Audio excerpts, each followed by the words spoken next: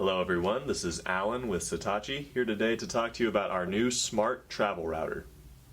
The Travel Router can be used in any of its 4 wireless modes to fulfill any needs that you might have in your network. It has 3 different plug types so that you can use the Travel Router in 150 different countries. Also located on the Travel Router is a USB charging port for charging your iPad or iPhone, any kind of USB chargeable mobile device. Also located on the Travel Router is a multi-prong format input so that you can use your laptop chargers or things of that nature. They can just plug right into here.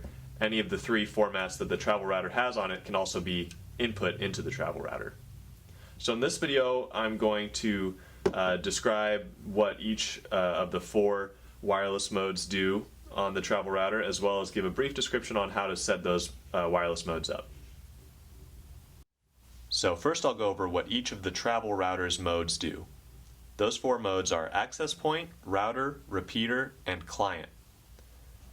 With access point mode, you can use the Travel Router to convert a wired internet signal to a wireless.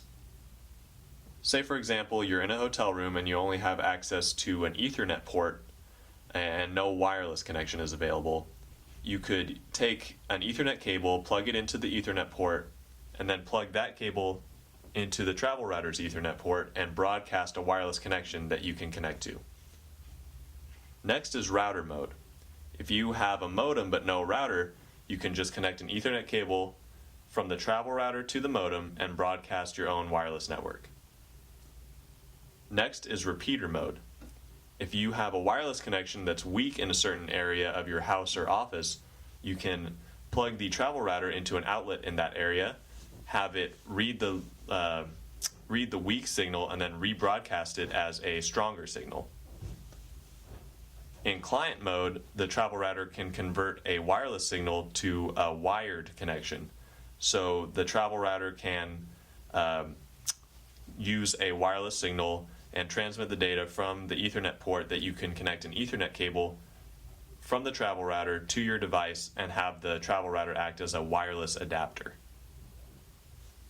Okay, so now that we've gone over what each wireless mode does, we can begin setting up the Travel Router. The first thing to notice is on each individual unit there is a unique SSID printed on the side. This is the network name that the Travel Router will broadcast when you plug it in so that you can set up the Travel Router via your computer. So to turn on the Travel Router, all you have to do is select your appropriate plug, plug it in, and the Smart Travel Router will begin to broadcast that SSID. If you are trying to use the Travel Router in access point or router modes, at this time you would also need to connect an Ethernet cable from the Travel Router to the source of your network, either a wall-mounted Ethernet port or your modem. So all you have to do is just connect the Ethernet cable to the Travel Router and the other end to your network source. At this time I'm going to switch over to the computer and connect to the Travel Router's network and begin setup. Okay, so now that the Smart Travel Router is plugged in, we can navigate to our computer, and then the first step is to connect to the unique SSID of the Travel Router. So we'll go to our networks here. This one was Travel Wi-Fi-0C81, and I can see it here in the networks list, so I'll connect to it. The Travel Router may or may not ask for a password. If it does, the password is 12345678. Now that we're connected to the network, you're going to want to open your preferred internet browser and navigate to 192.168.16.254. And this will take you to the Travel Router setup page. At the main screen you can change the default SSID that the Travel Router will broadcast, as well as the password. So you can see here it says Travel Wi-Fi-0C81 and 1234567 for the password. You can change that to whatever you prefer. Then click Next. At this point you'll be asked if you want to set up a cable connection or a wireless connection. If you're using the travel router in access point or router mode, you'll want to select cable connection. If you're using it in repeater or client mode, select wireless connection. We'll set up wireless connection first, and then we'll come back and do cable connection.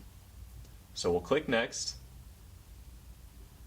Next, you'll be asked to select your source network. This is the network that the travel router will rebroadcast. So we'll select our Satechi network and then click Next.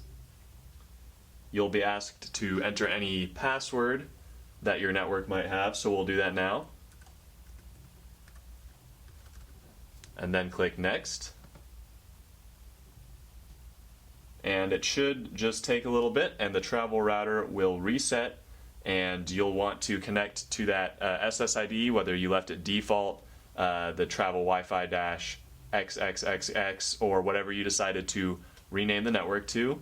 It will start broadcasting that network, and you'll be able to connect to it. Or if you're using the router in client mode, you'll be able to just connect an Ethernet cable from your desired device to the travel router and receive a wired signal based on that source network. Alright, now we're going to do cable connection setup.